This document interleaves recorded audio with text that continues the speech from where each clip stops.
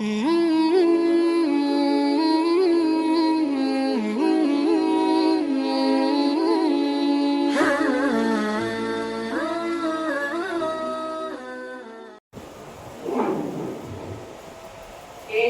الحمد لله نحمده ونستعينه ونستغفره ونؤمن به ونتوكل عليه ونعوذ بالله من شرور أنفسنا ومن سيئات أعمالنا. من يهده الله فلا مضل له ومن يضلل فلا هادي له وأشهد أن لا إله إلا الله وأشهد أن محمدا عبده ورسوله. أما بعد فإن خير الحديث كتاب الله وخير الهدي هدي محمد صلى الله عليه وسلم وشر الأمور محدثاتها وكل محدثة بدعة وكل بدعة ضلالة وكل ضلالة في النار. أعوذ بالله السميع العليم من الشيطان الرجيم. بسم الله الرحمن الرحيم. يا أيها الذين آمنوا اتقوا الله حق تقاته ولا تموتن إلا وأنتم مسلمون. يا أيها الناس اتقوا ربكم الذي خلقكم من نفس واحدة وخلق منها زوجها وبث منهما رجالا كثيرا ونساء واتقوا الله الذي تساءلون به والأرحام إن الله كان عليكم رقيبا. يا أيها الذين آمنوا اتقوا الله وقولوا قولا سديدا يصلح لكم أعمالكم ويغفر لكم ذنوبكم ومن يطع الله ورسوله فقد فاز فوزا عظيما. فقد قال الله تبارك وتعالى في كلامه المجيد إن الشيطان لكم عدو فاتخذوه عدوا. وقال النبي صلى الله عليه وسلم إن الشيطان يجري من الإنسان مجرى الدم. تمام قسم کی تعریفات، توصیفات، بڑائی، بزرگی، کبریائی اس اللہ وحدہ لا شریک لہ کے لیے لائق صلوات جو پوری کائنات کا خالق، مالک، مربی اور پالنہار ہے. جس اللہ نے ہم تمام لوگوں کو پیدا کیا اور پیدا کرنے کے بعد یوں ہی بیکار اور عبث نہیں چھوڑا بلکہ ہماری رشد و ہدایت کے لیے اس دنیا میں کئی لاکھ انبیاء کرام کو مبعوث فرمایا. آدم و درود و سلام کی نذرانے پیش ہوں انبیاء کرام کی مقدس جماعت پر، بالخصوص ہمارے اور آپ کے آقا و رہبر ہادی کوثر شافع محشر سید المرسلین رحمت للعالمین جناب محمد رسول اللہ صلی اللہ تعالیٰ علیہ وسلم کی ذات گرامی پر جن کے امتی ہونے کا ہم تمام لوگوں کو شرف حاصل ہے. معزز حاضرین کرام، آج کے اس خطبہ جمعہ کے اندر مجھے جس موضوع کے متعلق بات کرنی ہے وہ موضوع ہے اپنے دشمن کی پہچان۔ معزز حاضرین، یقیناً جنگ کیسی ہی ہو، جنگ کیسی ہی نوعیت کی ہو، جنگ کے اندر فتح کی بنیادی شرط دشمن کی پہچان ہے۔ آپ خیال کریں ایسی جنگ کے تعلق سے جس جنگ کے اندر بہت بڑا لشکر ہو، تمام لڑنے کے وسائل، تمام لڑنے کے اسباب موجود ہو، لیکن ایسی جنگ کے اندر لشکر کو اس بات کا علم ہی نہ ہو کہ آخر دشمن کون ہے، دشمن کس نوعیت کا ہے، دشمن کس طرح کا ہے اور دشمن کہاں ہے۔ ایسی جنگ کا کیا نتیجہ ہوگا جس جنگ کے اندر لڑنے والوں کو دشمن کا پتہ ہی نہ ہو کہ آخر دشمن کون ہے۔ معزز حاضرین کرام، آپ کا کیا خیال ہے ایسی جنگ کے بارے میں جس جنگ کے اندر دھار دھار تلواریں ہو، ایسی تلواریں جو سورج کی روشنی میں چمکتی ہو اور اس لشکر کے اندر بہت بڑی تعداد میں فوجی بھی موجود ہو، مکمل طور پر لشکر جرار ہو۔ اس جنگ کے اندر ایسا لشکر ہو جس لشکر کے پاس مضبوط سے مضبوط فولاد سے بنی ڈھالیں ہو اور ان کے پاس بڑی تعداد میں اسلحے ہو، لیکن ان تمام چیزوں کے باوجود اس لشکر کو اس بات کا ہی علم نہ ہو کہ آخر دشمن کون ہے اور آخر لڑنا کس سے ہے۔ معزز حاضرین کرام، گرچہ ایسی دھار دھار تلواریں ہو، تیز تند تلواریں ہو، ایسی تلواریں تیز تند ہونے کے باوجود، دھار دھار ہونے کے باوجود یہ تمام کی تمام تلواریں بے سود ہیں۔ گرچہ ایسی ڈھالیں مضبوط سے مضبوط فولاد سے بنی ہو، یہ تمام کی تمام ڈھالیں بے سود ہیں۔ گرچہ ایسا لشکر لاکھوں کی تعداد ہی میں کیوں نہ ہو، یہ سارا کا سارا لشکر بے سود ہے، اور اس کی بنیادی وجہ یہ ہے کہ لشکر کو اس بات کا علم نہیں کہ آخر دشمن کون ہے۔ معزز حاضرین کرام، اسی لیے دشمن کی پہچان اہم ہے، دشمن کے بارے میں جاننا اہم ہے کہ دشمن کون ہے، دشمن کس نوعیت کا ہے، اور دشمن کی ہم سے نفرت کا معیار کیا ہے۔ آخر نفرت ہے تو نفرت کس قدر ہے۔ معزز حاضرین کرام، یقیناً یہ ضروری تو نہیں کہ جو آپ کے ساتھ رہتا ہو، جو آپ کے پاس رہتا ہو، جو آپ سے کندھے ملا کے چلتا ہو، جو آپ کے قدموں سے قدم ملا کے رکھتا ہو، جس کے ساتھ آپ کے شب و روز گزرتے ہو، یہ ضروری تو نہیں کہ وہ آپ کا دوست ہو سکتا ہے وہ صداقت کے لبادے میں آپ کا دشمن ہو۔ اسی لیے احمد فراز نے کہا تھا کہ تم تو تکلف کو بھی اخلاص سمجھتے ہو فراز، تم تکلف کو بھی اخلاص سمجھتے ہو فراز، دوست ہوتا نہیں ہر ہاتھ ملانے والا۔ معزز حاضرین کرام، لیکن آج کے اس خطبہ جمعہ کے اندر مجھے ایک ایسے ہی دشمن کے تعلق سے بات کرنی ہے جو دشمن صرف ہمارا دشمن نہیں، جو دشمن ہمارے آبا کا بھی دشمن، جو دشمن ہمارے اجداد کا بھی دشمن، جو دشمن اس دنیا کے تمام لوگوں کا دشمن، ایسا دشمن جو انسان سے اس کے مذہب کی بنیاد پر دشمنی نہیں کرتا بلکہ تمام کے تمام مذاہب سے دشمنی کرتا ہے، ایسا دشمن جو کسی شخص سے اس کے دین کی بنیاد پر بھی دشمنی نہیں کرتا بلکہ دنیا کے تمام ادیان اس کے دشمن ہے، جو انسان سے دشمنی کرتا ہے اس کے انسان ہونے کی بنیاد پر، جو ابن آدم سے دشمنی کرتا ہے ابن آدم ہونے کی بنیاد پر، جو آدم کے بیٹوں اور حوا کی بیٹیوں سے دشمنی کرتا ہے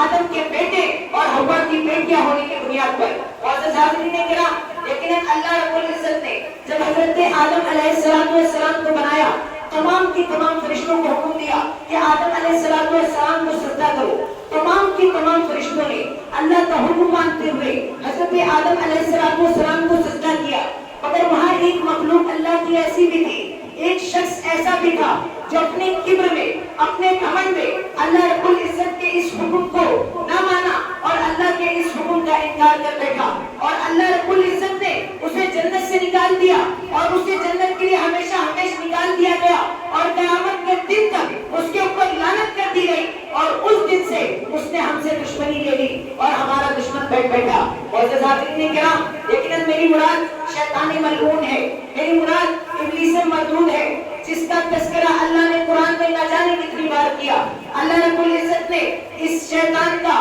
اور حضرت آدم علیہ السلام کا یہ قصہ قرآن کے اندر ذکر کرتے ہوئے فرمایا، وَلَقَدْ خَلَقْنَاكُمْ ثُمَّ صَوَّرْنَاكُمْ ثُمَّ قُلْنَا لِلْمَلَائِكَةِ اسْجُدُوا لِآدَمَ فَسَجَدُوا إِلَّا إِبْلِيسَ لَمْ يَكُن مِنَ السَّاجِدِينَ قَالَ مَا مَنَعَكَ أَلَّا تَسْجُدَ إِذْ أَمَرْتُكَ قَالَ أَنَا خَيْرٌ مِنْهُ خَلَقْتَنِي مِنْ نَارٍ وَخَلَقْتَهُ مِنْ طِينٍ۔ اللہ رب العزت نے حضرت آدم علیہ السلام کو اپنے ہاتھوں سے بنایا اور اس کے بعد اپنے ہاتھوں سے تشکیل بخشی، اور بہترین صاف کے اندر انسان کو پیدا کیا. اللہ نے دوسری آیت میں فرمایا وَلَقَدْ خَلَقْنَا الْإِنسَانَ فِي أَحْسَنِ تَقْوِيمٍ, یقیناً ہم نے انسان کو سب سے بہترین صاف میں پیدا کیا. اللہ رب العزت نے حضرت آدم کو بنایا اور تمام فرشتوں کو حکم دیا کہ فرشتوں آدم کو سجدہ کرو. تمام کے تمام فرشتوں نے سجدہ کیا سوائے ابلیس کے. ابلیس نے سجدہ نہ کیا اور وہ سجدہ کرنے والوں میں سے نہ رہا. اللہ نے اس سے پوچھا مَا مَنَعَكَ أَلَّا تَسْجُدَ إِذْ أَمَرْتُكَ, جب میں نے تجھے حکم دیا ہے سجدہ کرنے کا تو آخر کون سی چیز ہے کہ تو سجدہ نہیں کرتا, میرے حکم کی تعمیل نہیں کرتا. شیطان ملعون نے اللہ کو جواب دیا قَالَ أَنَا خَيْرٌ مِنْهُ خَلَقْتَنِي مِنْ نَارٍ وَخَلَقْتَهُ مِنْ طِينٍ, اس نے کہا اے اللہ یقیناً میں اس آدم سے بہتر ہوں, میں اس آدم سے اچھا ہوں, تو نے مجھے آگ سے پیدا کیا اور اس آدم کو مٹی سے پیدا کیا. اے اللہ میں اسے سجدہ نہیں کرتا. اللہ رب العزت نے شیطان کی اس نافرمانی کی وجہ سے شیطان کو جنت سے نکال دیا, اور شیطان جب جنت سے جانے لگا تب شیطان نے اللہ رب العزت سے مہلت مانگی. اللہ سے کہا قَالَ أَنظِرْنِی إِلَىٰ يَوْمِ يُبْعَثُونَ, اے اللہ رب العزت مجھے قیامت کی صبح تک مہلت دے دے, مجھے قیامت کی صبح تک مہلت دے دے. اللہ رب العزت نے کہا آخر کیا کرے گا, قیامت کی صبح تک کس لیے مہلت چاہیے؟ شیطان ملعون نے کہا. شیطان ملعون کے جملے سنیے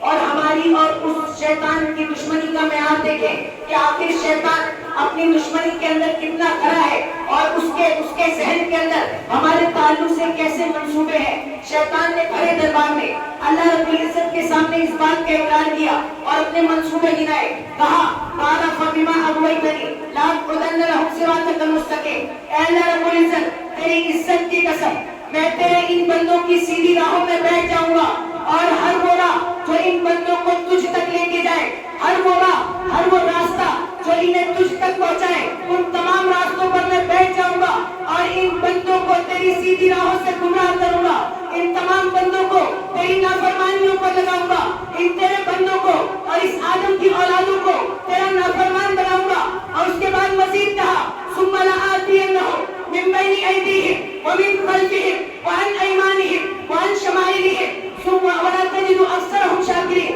اس کے بعد کہا اے اللہ یقیناً میں تیرے ان بندوں کے دائیں جانب سے بھی آؤں گا, میں تیرے ان بندوں کے بائیں جانب سے بھی آؤں گا, میں تیرے ان بندوں کے آگے سے بھی آؤں گا, میں تیرے ان بندوں کے پیچھے سے بھی آؤں گا. تمام راہوں سے ہر طرف سے انہیں گمراہ کرنے کی کوشش کروں گا. اور اے اللہ رب العزت یقیناً آپ دیکھیں گے کہ ان میں سے اکثر میری راہوں پہ چل پڑیں گے, ان میں سے اکثر تیری سیدھی راہ کو چھوڑ کر تیرے نافرمان بن جائیں گے, تیرے ناشکرے بن جائیں گے. معزز حاضرین کرام, اس کے بعد اللہ رب العزت نے شیطان ملعون سے مخاطب ہو کر کہا فَاخْرُجْ مِنْهَا مَذْمُومًا مَدْحُورًا, یقیناً تو میری اس جنت سے نکل جا ملعون اور مردود ہو کر. یقیناً ہر وہ شخص جو تیری پیروی کرے, ہر وہ شخص جو تیری راہ پہ چلے, اسے اور تجھے میں دونوں کو جہنم کے اندر ڈالوں گا. معزز حاضرین کرام, اس دن سے جو شیطان نے اپنی دشمنی ہم سے بول لی اور شیطان ہمارا سب سے کٹر دشمن بن بیٹھا, اس دن سے شیطان اور حضرت آدم علیہ السلام کی دشمنی کا آغاز ہوا. اور اللہ کے سامنے اس نے اس سیدھی راہ پر بیٹھنے کی قسم کھائی, اور اللہ رب العزت کی عزت کا حوالہ دے کر اس نے اس سیدھی راہ پر بیٹھنے کی قسم کھائی جس سیدھی راہ کی دعائیں ہم تمام نمازوں کے اندر کرتے ہیں. ہماری 5 وقتہ نمازوں کے اندر ہم اللہ رب العزت سے دعا کرتے ہیں اہدنا الصراط المستقیم, کہ اللہ رب العزت ہمیں سیدھی راہ عطا کر, ہمیں سیدھی راہ پر چلا, اس راہ پر چلا جس پر تو نے انعام کیا, اس راہ پر نہ چلا جس پر تیرا غضب ہوا. شیطان نے اسی سیدھی راہ کو ٹارگٹ کیا اور اسی سیدھی راہ کے بارے میں کہا کہ میں اس سیدھی راہ پر بیٹھ کر تیرے تمام بندوں کو گمراہ کروں گا. معزز حاضرین کرام, یقیناً شیطان نے اس دن سے اپنی زندگی کا مقصد بنا لیا انسانوں کو گمراہ کرنا, حضرت آدم علیہ السلام سے بدلہ لینا, حضرت آدم علیہ السلام کی ذریت سے بدلہ لینا. اور وہ اپنے مشن میں مکمل طور پر لگا ہوا ہے. اپنے مشن کے اندر نہ جانے کتنی چالیں اور کتنے وسوسوں کے ذریعے وہ ہم تمام انسانوں کو اللہ کی سیدھی راہ سے ہٹانے پر تلا ہوا ہے. وہ اپنا مقصد کبھی نہیں بھولتا, وہ اپنا جو اس نے ہدف بنایا ہے اس ہدف کو کبھی نہیں بھولتا. معزز حاضرین کرام, ہم اس شیطان سے غافل ہو جاتے ہیں مگر وہ شیطان ہم سے کبھی غافل نہیں ہوتا. معزز حاضرین, یقیناً یہی وہ شیطان ہے جس شیطان نے ہمارے بابا حضرت آدم علیہ السلام کو جنت سے نکلوا دیا. یہی وہ شیطان ہے جس شیطان نے کابیل کو حابیل کے قتل پر اکسایا اور کائنات میں سب سے پہلا قتل کروایا. यही वो शैतान है जिस शैतान ने कौम नूह के अंदर कौम नूह के लोगों को अपने हाथों से बुत तराश कर दिए, अपने हाथों से बुत बना कर दिए और तमाम के तमाम नूह वालों को कौम नूह को शिर्क के अंदर मुब्तला कर दिया, जिसकी वजह से अल्लाह ने उनके ऊपर अज़ाब मुसल्लत किया। और हाज़रीन किराम, यही वो शैतान है जो शैतान कुफ़ार मक्का के साथ बैठकर उनकी मशवरा गाहों में बैठकर उनके साथ मशवरे करता और अल्लाह के नबी करीम सल्लल्लाहु ताला अलैहि वसल्लम के कत्ल पर उकसाता,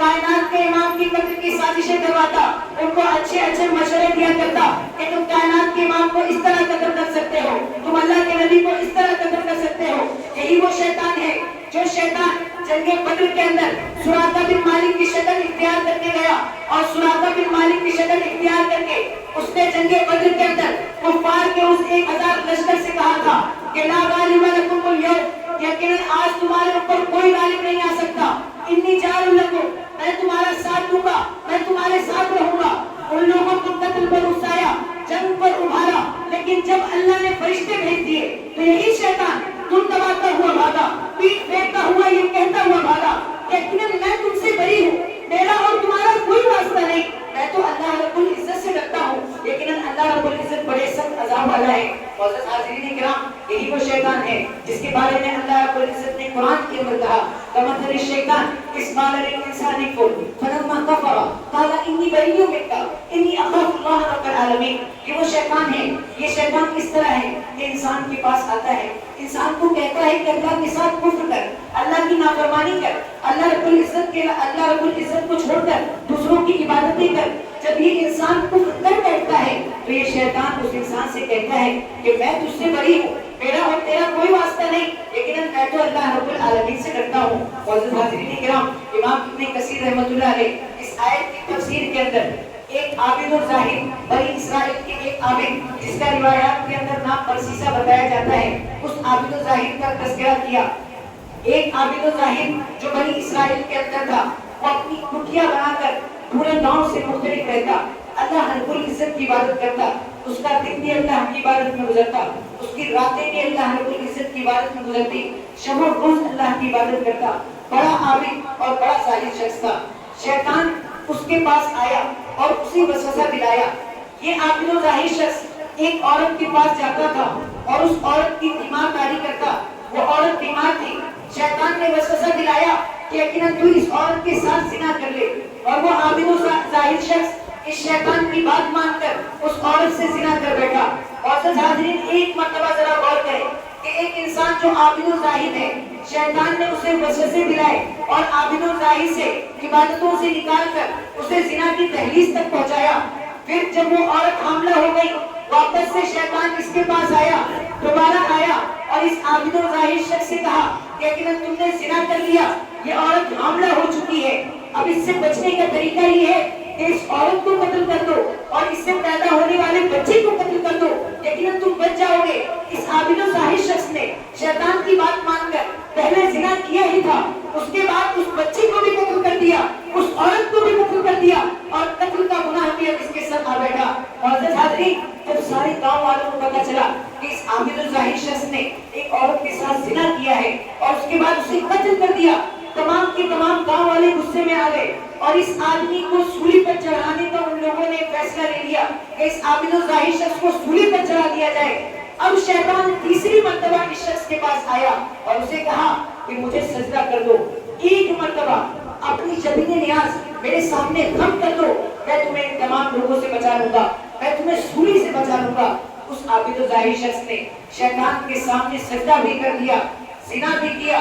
कत्ल भी किया, अल्लाह रब्बुल इज्जत के साथ कुफ्र भी किया। जब तमाम चीजें कर ली, सजदा करने के बाद शैतान ने उसे पीठ दिखाते हुए कहा, इन्नी बरीउम मिन्का, मैं तुझसे बरी हूँ, इन्नी अख़ाफ़ुल्लाह रब्बुल आलमीन, यकीनन मैं तो अल्लाह रब्बुल आलमीन से डरता हूँ। मोअज़्ज़ज़ हाज़रीन किराम, यकीनन ये शैतान है जो हमारा खुला हुआ दुश्मन है। अल्लाह रब्बुल इज्जत ने कुरान के अंदर बारहा इसका तज़किरा किया और साफ तौर पे फरमाया, इन्ना शैतान लकुम अदु फत्तख़िज़ूहु अदुव्वा, यकीनन ये शैतान तुम्हारा दुश्मन है, लिहाजा इसे दुश्मन समझकर अपनी जिंदगी गुजारो और इस दुश्मन से कभी गाफिल ना हो। मोअज़्ज़ज़ हाज़रीन किराम, ये शैतान हमें तरह तरह के वसवसे दिलाता है। ये शैतान लेकिन इंसान जब इस दुनिया के अंदर आंखें खोलता है, اس دنیا کے اندر آتا ہے اس دن سے لے کے جب تک انسان کی آنکھیں بند نہیں ہوتی، جب تک ایک انسان کی وفات نہیں ہوتی، یہ انسان کے اوپر حملے کرتے رہتا ہے، اسے وسوسوں پر وسوسے دیتا رہتا ہے۔ کائنات کے امام فرماتے ہیں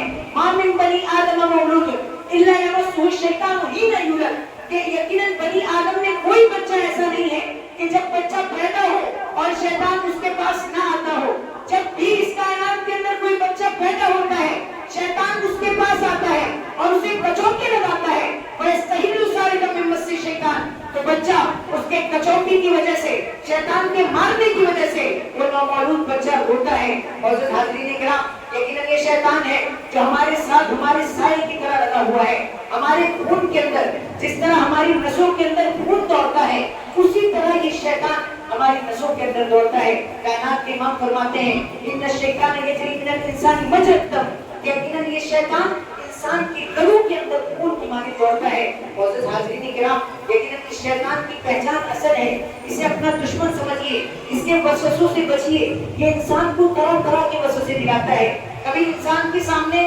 دولت کا بہانہ لے کر حلال و حرام کی تمیز کو مٹا کر انسان کو حرام کاریوں پر لگاتا ہے اور اللہ رب العزت کا نافرمان بناتا ہے، تو کبھی یہ عبادتوں کی راہ سے آتا ہے اور انسان کے سامنے ایسی ایسی عبادتیں پیش کرتا ہے جو عبادتیں شریعت کے اندر بدعت کہلاتی ہے، جو شریعت کا حصہ نہیں ہوتی، انسان کو بدعتوں پر لگا کر بھی اللہ رب العزت کا نافرمان بناتا ہے۔ یہ شیطان کبھی انسان کے پاس شہوتوں کے راستے سے آتا ہے، انسان کو زنا کے اندر، فحاشی کے اندر، بدکاری کے اندر مبتلا کر کے اللہ رب العزت کی نافرمانی پہ لگاتا ہے۔ یہ شیطان کبھی ہمارے پاس شہوتوں کے راستے سے تو کبھی لذتوں کے راستے سے طرح طرح کی لذتیں دے کر انسان کو مکمل طور پر اللہ رب العزت کی راہ سے ہٹانے کی کوشش کرتا ہے۔ معزز حاضرین کرام، لیکن اس شیطان کے وسوسوں سے بچنا ضروری ہے۔ یہ شیطان ہمیں طرح طرح کی وسوسے دیتا ہے اور اس کے وسوسوں سے آج تک کائنات کے اندر انبیاء کرام بھی محفوظ نہ رہ سکے۔ حضرت آدم علیہ السلام کو بھی اس نے وسوسے دیے،